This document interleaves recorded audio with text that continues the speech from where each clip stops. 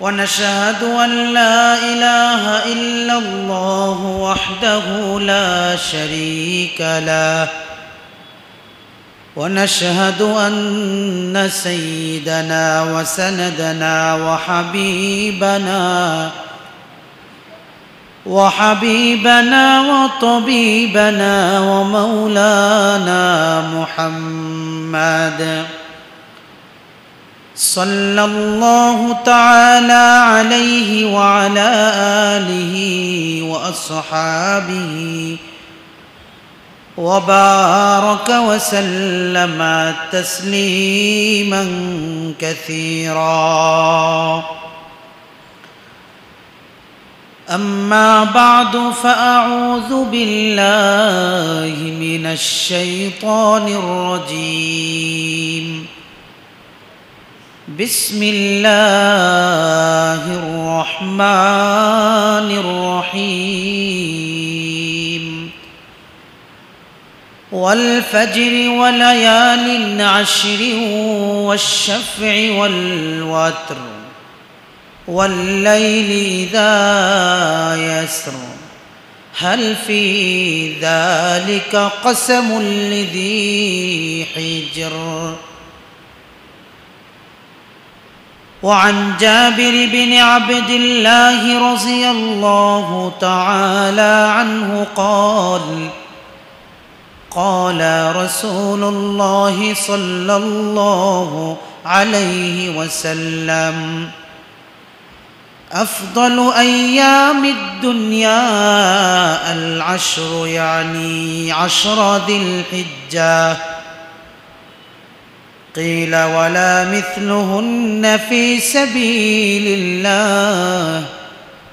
قال: ولا مثلهن في سبيل الله إلا رجل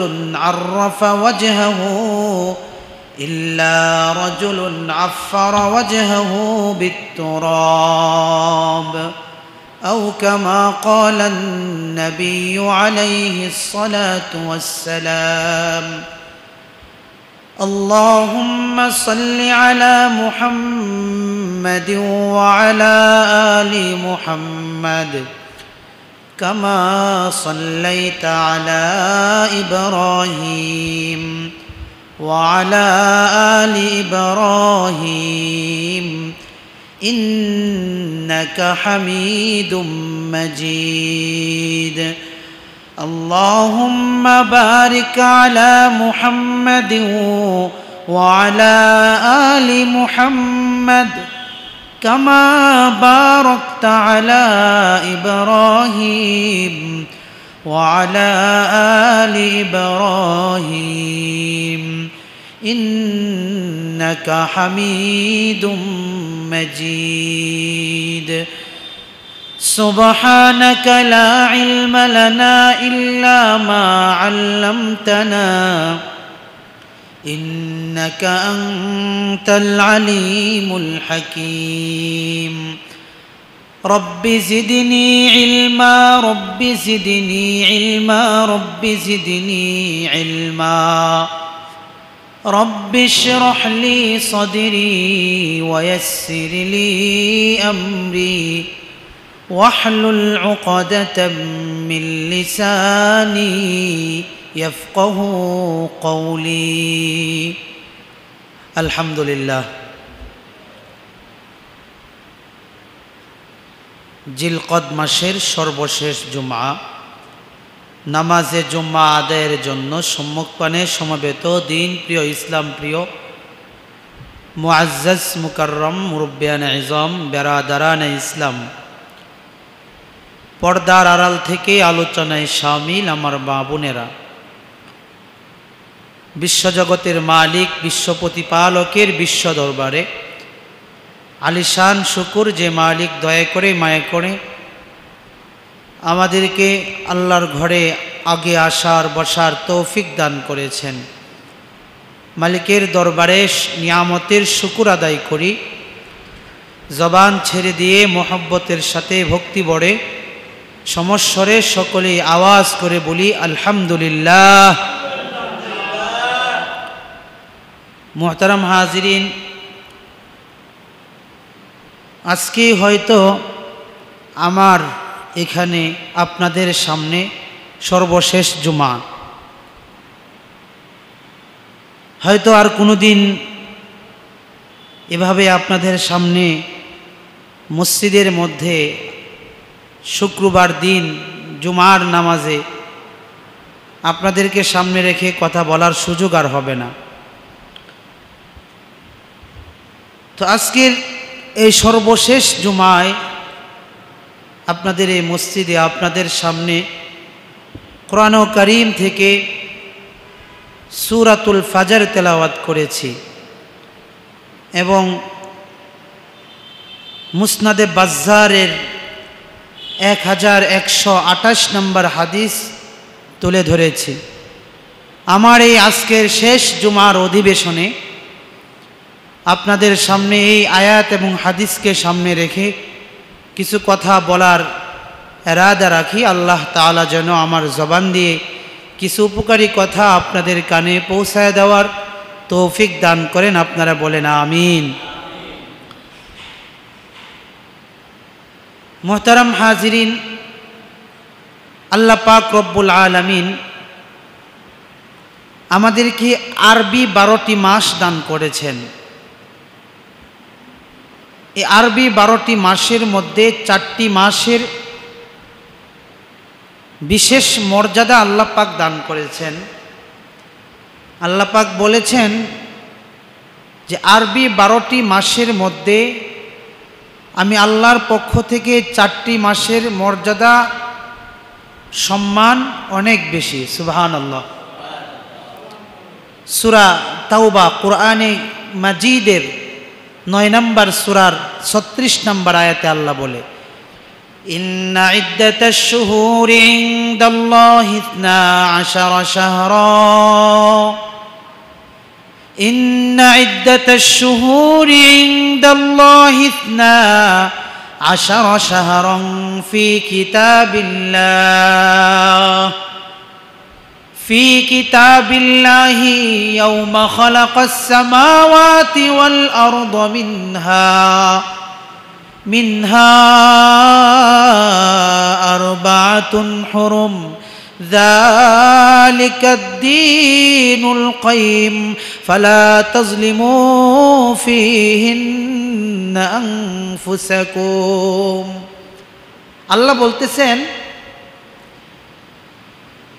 12টি মাসের মধ্যে মিনহা 4 হুরুম, 4টি মাসের মর্যাদা আমি আল্লাহর কাছে অনেক বেশি। সুবহানাল্লাহ বলবেন। এক হলো জিলকদ, যেটা চলতেছে বর্তমানে, আর সামনে আসবে জিলহজ, এরপরে আসবে মুহররম, আর একটা হলো শাবানের আগে রজব মাস। এই 4টি মাস আল্লাহর কাছে অনেক বেশি সম্মানিত। 4টে মাসের মধ্যে আবার জিলহজ মাসের মর্যাদা আল্লাহর কাছে আরো বেশি। সুবহানাল্লাহ। 4টে মাস সম্মানিত, আল্লাহ আরো নির্দিষ্ট করতেছেন এই 4টা মাস তো আমি আল্লাহর কাছে অনেক দামি। তবে শুনে রেখো, এই 4টি মাসের মধ্যে জিলহজ মাসের মর্যাদা আমি আল্লাহর কাছে অনেক বেশি। হাদিস শরীফের মধ্যে আসছে, আল্লাহর রাসূল সাল্লাল্লাহু আলাইহি ওয়াসাল্লাম বলেন, সর্বশ্রেষ্ঠ মাস হলো জিলহজ মাস। আল্লাহু আকবার। ইবনে মাজাহ শরীফের 3931 নম্বর হাদিসের বর্ণনা,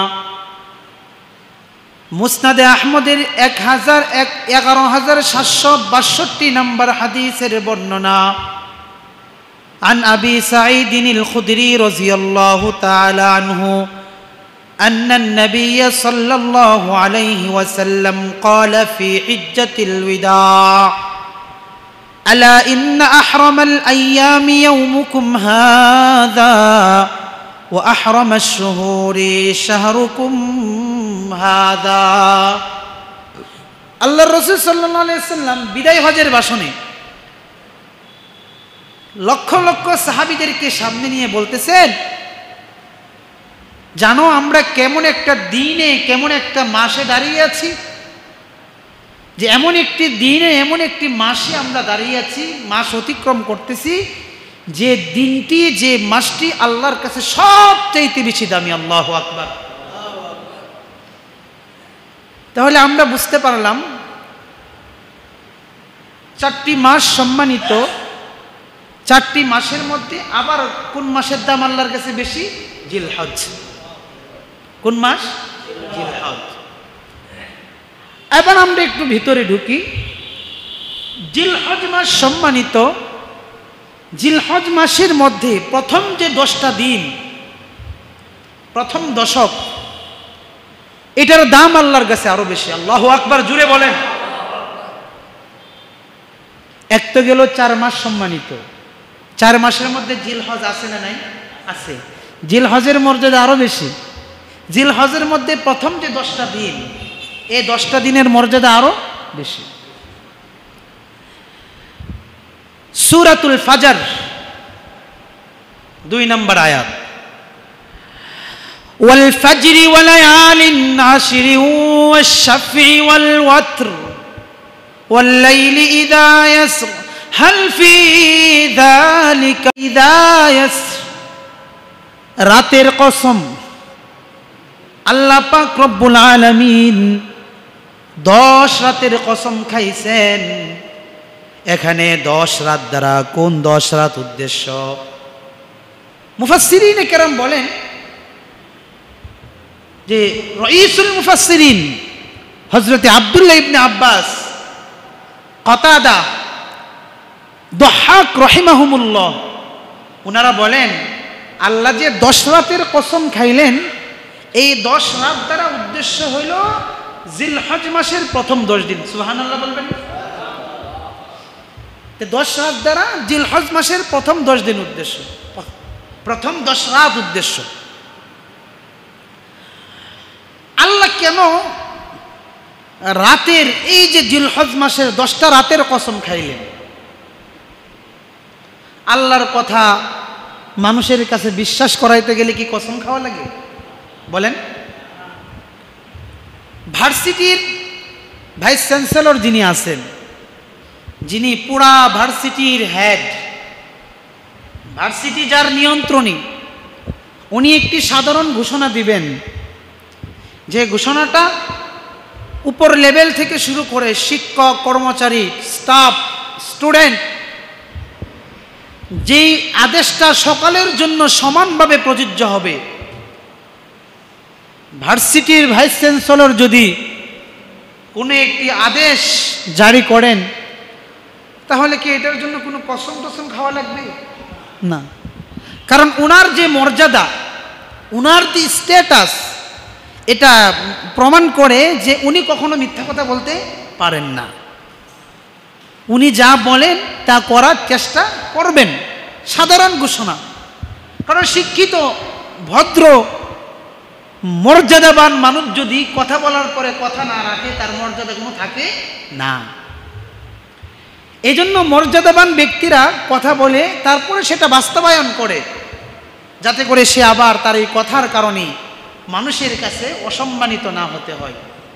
কিন্তু সাধারণ মানুষ আমরা যারা আছি, আমরা যখন কথা বলি, আমার ফ্রেন্ড সার্কেল, বন্ধু বান্ধব, এদের কাছে যখন কথা বলি, তার কাছে যদি একটা গুরুত্বপূর্ণ কথা বলতে যাই, আমি যদি কথাটা নর্মালি বলি, সে কথাটা বিশ্বাস করতে চায় না। ঠিক না বে? ঠিক। বিশ্বাস করে না, বলে ধুরু, এটা কোনো কথা বললি? যদি বলে আল্লাহর কসম, তখন হ্যাঁ একটু বিশ্বাস করা যায়। আবার বলে আল্লাহর কসম, একটু বিশ্বাস করে। কয়েকবার আল্লাহর কসম খাওয়ার পরে যা বলে যে না ঠিক আছে, এবার মোটামুটি বিশ্বাস করতে পারলাম। ঠিক না বে? ঠিক। যার কাছে যে জিনিস যত দামি, সে সেই জিনিস নিয়ে কসম খায়। দেখবেন সামনে কুরবানি আসতেছে, কুরবানির বাজারে তো আপনারা যাবেন। বাজারে যাওয়ার পরে ক্রেতা বিক্রেতা যখন দর মোলামুলি চলে, তখন এক সময়ে বিক্রেতা বলে, এই যে আমার যে পশুটা আপনি কিনতে আসছেন, এর গায়ে হাত দিয়া কসম খায়া বলতেছি, আপনি যে দামটা বলছেন এই দামে আমি কিনতেও পারিনি। কেন বলে এটা? এই কারণেই বলে যে এই গরুটার দাম আমার কাছে অনেক বেশি। যদি এই গরু একটা কোরবানির পশু যেটা আল্লাহর রাস্তায় জবাই দেওয়া হবে, এটার উপর হাত দিয়ে আমি অন্তত মিথ্যা কথা বলতে পারুম না। বিক্রেতা ক্রেতার কাছে এইভাবে কসম খেয়ে তার গরুর মূল্যটা তার কাছে বিশ্বাসযোগ্য করে তোলে। কথা বলেন ঠিক না বেঠিক? দোকানদার বসে আছে, একজন দোকানদারের কাছে তার ক্যাশ বাক্সটার দাম অনেক বেশি। যারা দোকানদারি করে তার কাছে দোকানের ক্যাশের বাক্সর দাম অনেক বেশি।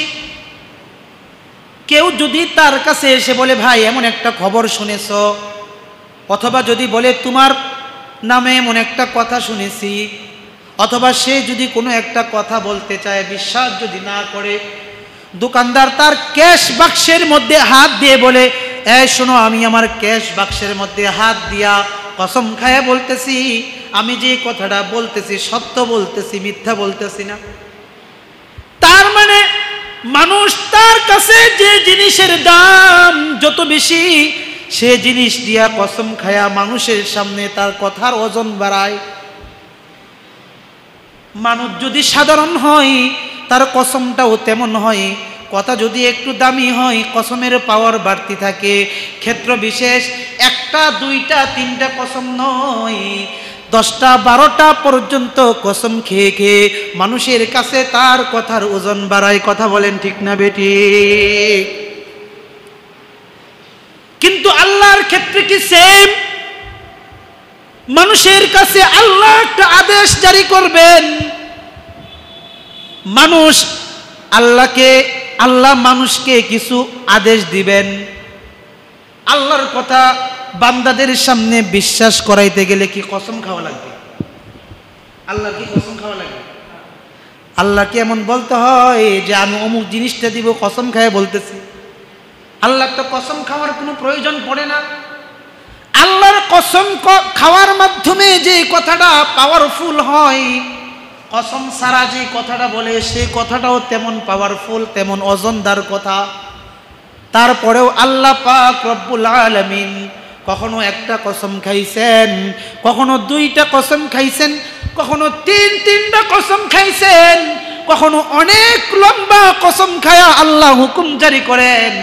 আর বলতে চান, আল্লাহ যেন এটা বুঝাইতে চান, দুনিয়ার মানুষ তোমরা কসম খারা কথা বললে যেমন বিশ্বাসযোগ্য কথা হিসাবে মানতে চাও না, আমি আল্লাহ তোমাদের অভ্যাসগুলোকে আমার অভ্যাস বানায়া তোমাদের কথার মতো আমি আল্লাহ কসম খেয়ে একটা কথা তোমাদের সামনে বলতেছি। আল্লাহু আকবার। এই জন্য আল্লাহ বলে ওয়ালায়ালিন আশর, 10 রাতের কসম। 10 রাত দ্বারা কোন 10 রাত উদ্দেশ্য? হাদিস শরীফের মধ্যে আসছে আল্লাহর রাসূল সাল্লাল্লাহু আলাইহি ওয়াসাল্লাম বলেন ওয়াল ফাজরি ওয়ালায়ালিন আশর ইন্নাল আশরা যিলহিজ্জা, আশরু যিলহিজ্জা। 10 রাত দ্বারা উদ্দেশ্য হলো জিলহজের 10 রাত। আল্লাহু আকবার বলবেন না? তার মানে আল্লাহ পাক রব্বুল আলামিন জিলহজের 10 রাতের কসম খাইছেন। তাহলে এটা বোঝা গেল জিলহজ মাসের দাম কম না বেশি? বেশি। তার মধ্যে 10 রাতের কসম খাইছেন, তাহলে 10 রাতের কসম তো আল্লাহর কাছে অনেক বেশি। সুবহানাল্লাহ।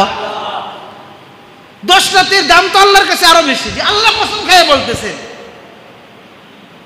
যে আমি 10 রাতের কসম খাইতেছি। যে কোনো একটা মূল্যবান জিনিসের নামে যদি কসম খাওয়া আমাদের অভ্যাস হয়, আল্লাহ তো এমন একটা জিনিসের সাথে কসম খাইছেন যে জিনিসের দাম আল্লাহর কাছে অনেক বেশি। সেই জিনিসটার নাম কি? 10 রাত। কোন মাসের 10 রাত? জিলহজ মাসের 10 রাত। জিলহজ মাসের মর্যাদা কেমন? আল্লাহ কেন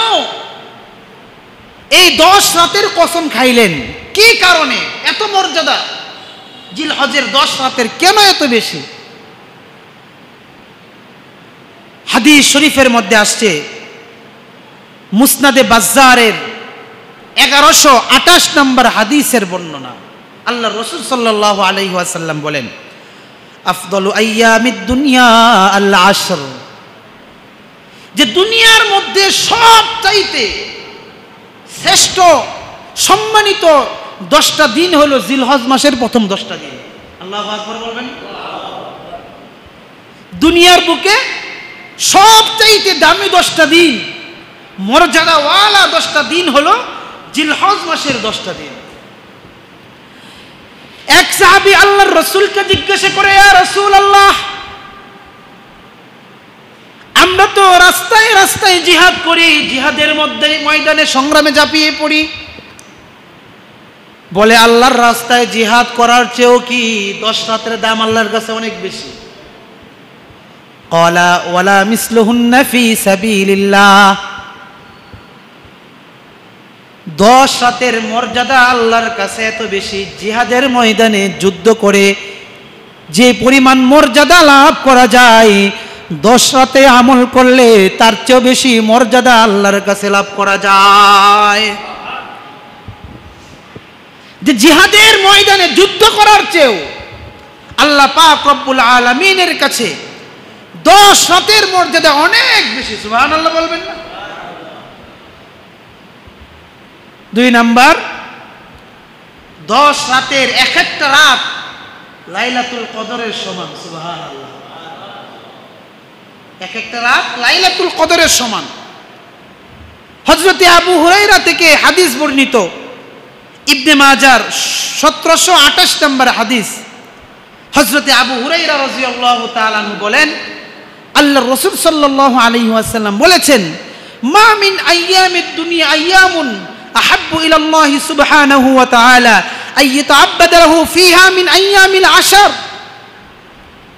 আল্লাহ রাসূল সাল্লাল্লাহু আলাইহি ওয়াসাল্লাম বলেন, জানো এমন একটি 10 রাত আছে, এমন 10টা দিন আছে, যে 10 দিনের সমতুল্য অন্য কোনো দিন হতে পারে না, যে 10 রাতের সমতুল্য অন্য কোনো রাত হতে পারে না। আল্লাহু আকবার। আল্লাহ রাসূল বলেন, ওয়া ইন্না সিয়ামা ইয়াউমিন ফিহা ইয়াদিলু বিসিয়ামি সানাতিন ওয়া বিলাইলাতিন ফিহা বিকিয়ামি লাইলাতিন। আল্লাহর রাসূল বলেন, এই 10টা রাতের এক একটা রাত যদি কেউ ইবাদতের মধ্যে কাটায়, তা আল্লাহ পাক রব্বুল আলামিন এক একটা রাতকে একটা লাইলাতুল কদরের সমপরিমাণ সওয়াব দিয়ে তার আমলনামায় লিখে দিয়ে দিবে। এক একটা রাত জিলহজ মাসের 10টা রাত, এক একটা রাতের মর্যাদা হলো এক একটা লাইলাতুল কদরের সমান। সুবহানাল্লাহ। ইবনে আব্বাস রাদিয়াল্লাহু তাআলা আনহু থেকে আরেকটা হাদিস বর্ণিত। ইবনে আব্বাস রাদিয়াল্লাহু তাআলা আনহু বলেন, আল্লাহর রাসূল সাল্লাল্লাহু আলাইহি ওয়াসাল্লাম বলেন, ওয়া ইন সামা ইয়াউমুন ফিহা ইয়াদুল বিসিয়ামি সানাতিন। আল্লাহর রাসূল সাল্লাল্লাহু আলাইহি ওয়াসাল্লাম বলেন, একটা রাত ইবাদত করলে তো একটা লাইলাতুল কদরের রাতের সমপরিমাণ সওয়াব পাওয়া যায়, আর একটা দিন ইবাদত করলে জিলহজ মাসের এক একটা বছরে ইবাদত করার সমপরিমাণ সওয়াব পাওয়া যায়। একটা রাত কোন রাতের সমান? লাইলাতুল কদর। জুড়ে বলেন, লাইলাতুল কদর। আর একটা দিন কত বছরের সমান? 1 বছরের সমান। আল্লাহু আকবার বলবেন না? এমন একটা মর্যাদাপূর্ণ মাসের প্রথম দশক, এমন একটা দামি দশক, এমন একটা মর্যাদাপূর্ণ একটা দশক।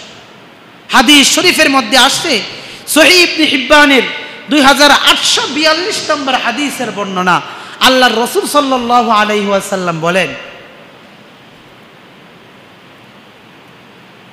জিলহজ মাসের এক একটা দশক যখন শেষ হতে থাকে, 9ম দশক অর্থাৎ ইয়াউমুল আরাফা, 9ম দিন যখন মানুষ পাক বলেন, ও আমার ফেরেশতারা, দেখছো আমার বান্দাদেরকে, তারা সব কিছু বাদ দিয়া আমি আল্লাহ পাকের রহমত তালাশ করার জন্য ছুটে পড়ে লেগেছে। আমি আল্লাহর জান্নাত দেখে নাই, জান্নাত জাহান্নাম দেখে নাই, তারপরও আমি আল্লাহর রহমত পাওয়ার জন্য মুজাহাদা করতেছে, চেষ্টা করতেছে, লাগাতার বিরতহীনভাবে তারা প্রচেষ্টা চালিয়ে যাচ্ছে। ফেরেশতারা সাক্ষ্য থাকো, আরাফার দিবসে আমি তোমাদেরকে সাক্ষী রাখলাম, যারা এই 10টা দিন জিলহজ মাসে ইবাদত বন্দেগীর মধ্যে কাটাইলো, রাতগুলো ইবাদতের মাধ্যমে কাটাইলো, এই দিনে আমি এত পরিমাণ মানুষদের গুনাহ মাফ করব, যেমন যে পরিমাণ গুনাহ আমি ইতিপূর্বে কারো মাফ করি নাই। তো ইয়াউমুল আরাফা ওই দিনে আল্লাহ পাক রব্বুল আলামিন ব্যাপক আকারে গণহারে মানুষদের গুনাহ মাফ করতে থাকে। এজন্য আজকে হলো জিলকদ মাসের সর্বশেষ জুমা, আগামী বৃহস্পতিবার থেকে হয়তো জিলহজ মাস শুরু হয়ে যাবে। জিলহজ মাসে আমাদের কিছু করণীয় আছে, কিছু আমল জিলহজ মাসে আমাদের করা চাই, যে আমলগুলো করলে আমরা আল্লাহর কাছে দামি হতে পারবো, আমরা আল্লাহর কাছে ক্ষমাযোগ্য বান্দা হিসাবে পরিণত হতে পারবো। করতে রাজি আছেন ইনশাআল্লাহ? এক নম্বর আমল, আল্লাহর রাসূল সাল্লাল্লাহু আলাইহি ওয়াসাল্লাম বলেন জিলহজ মাসের এক নম্বর আমল হলো বেশি বেশি তাসবিহ পড়া। কি পড়া? তাসবিহ পড়া।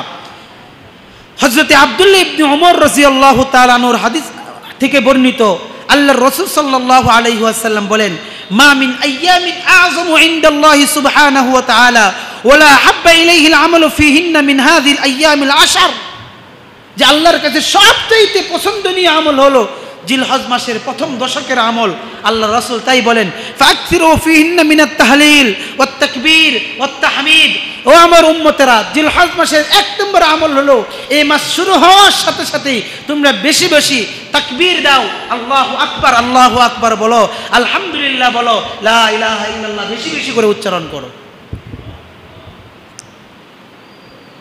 এজন্যই আমরা তো নির্দিষ্ট কয়েকদিন আমরা কি পড়ি? আল্লাহু আকবার লা ইলাহা ইল্লাল্লাহু আল্লাহু আকবার ওয়ালিল্লাহিল হামদ। আমরা নির্দিষ্ট 4-5 দিন পড়ি, কিন্তু আল্লাহর রাসূল কি হাদিসের মধ্যে কি বলতেছেন? আল্লাহর রাসূল বলেন এই নির্দিষ্ট 5 দিন আর 3 দিন নয়, মাস শুরু হওয়ার সাথে সাথে তাকবীরের আমল শুরু করে দাও। সুবহানাল্লাহ বলবেন। মাস শুরু হওয়ার সাথে সাথে বেশি বেশি করে পড়ো আল্লাহু আকবার লা ইলাহা ইল্লাল্লাহু আল্লাহু আকবার ওয়ালিল্লাহিল হামদ। কারণ এটা হলো হজের মাস শুরু হচ্ছে, কুরবানির মাস শুরু হচ্ছে। হাজরাতুল লাব্বাইক লাব্বাইক বলে কাবা চত্বর, হারাম চত্বর মাতিয়ে তুলবে। তোমরা কি এখানে বসে গেলে আঙ্গুল তুলবে না, তোমরাও কাজ করো আল্লাহু আকবার, তাকবীর দাও, তাহমিদ পড়ো, লা ইলাহা ইল্লাল্লাহ বেশি বেশি করে উচ্চারণ করো। করতে রাজি আছি ইনশাআল্লাহ?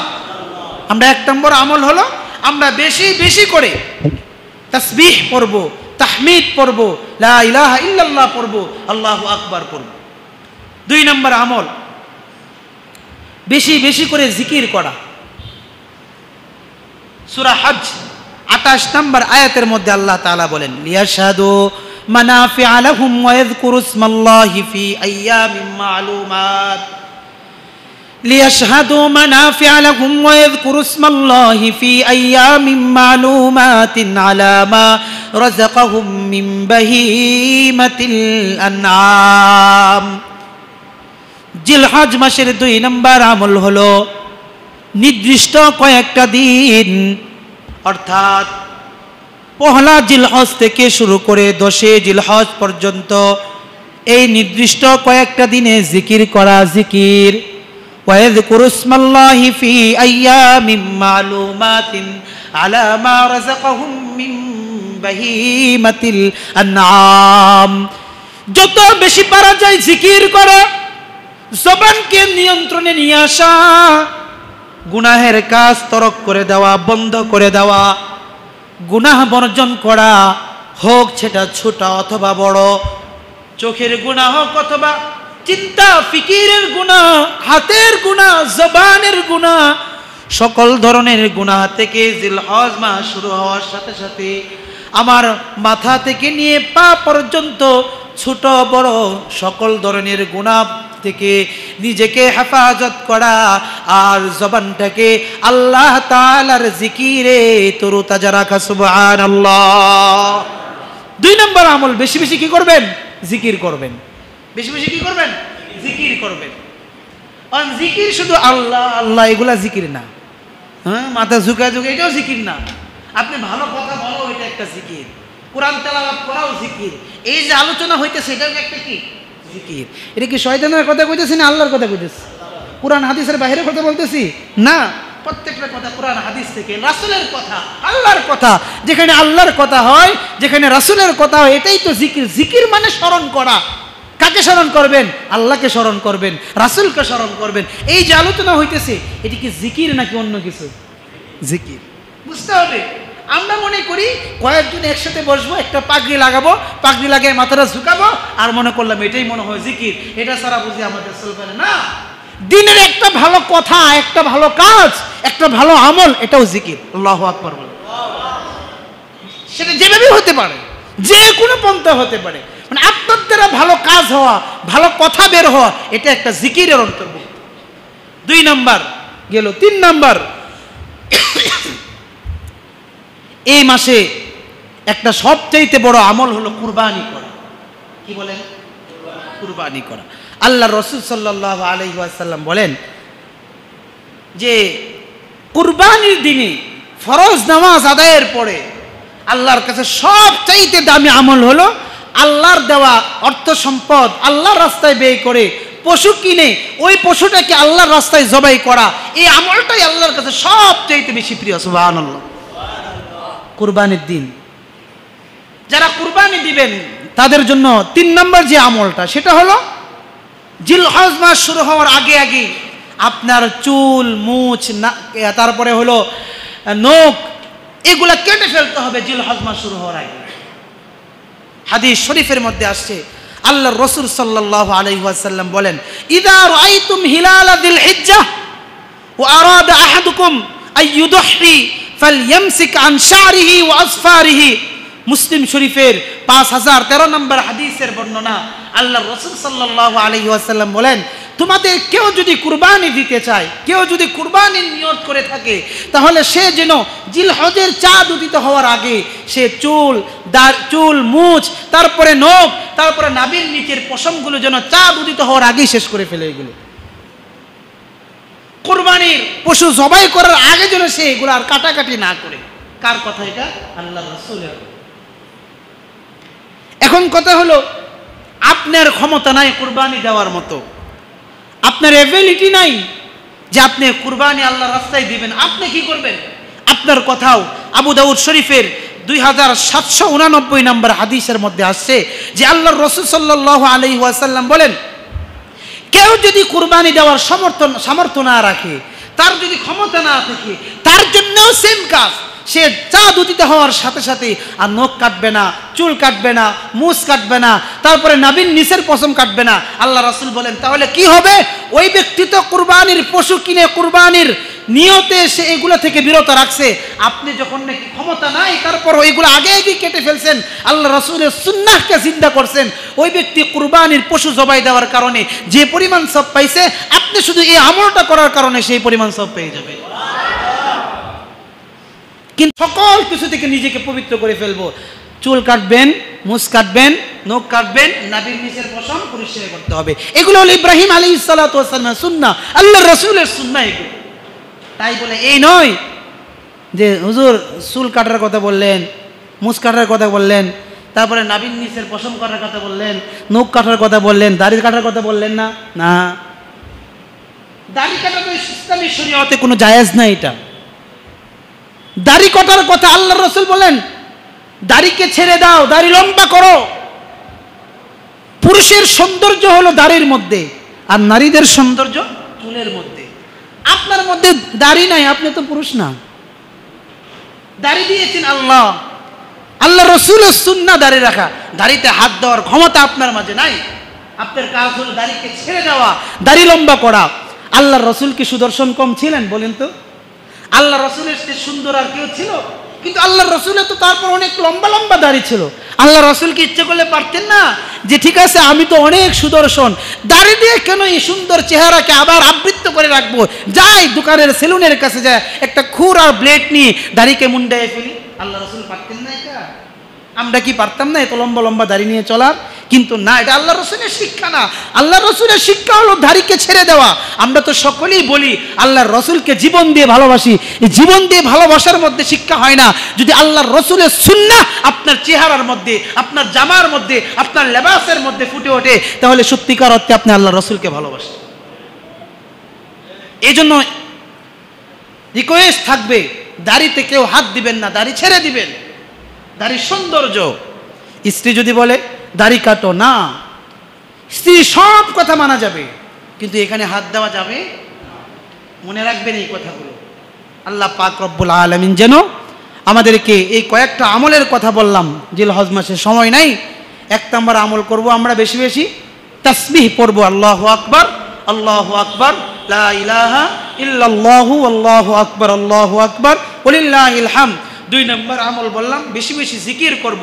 3 নম্বর আমল বললাম চুল, তারপরে হলো যে মুছ, তারপরে নখ, নাভির নিচের পশমগুলো একদম জিলহজ মাস শুরু হওয়ার আগে পরিষ্কার করে ফেলবো।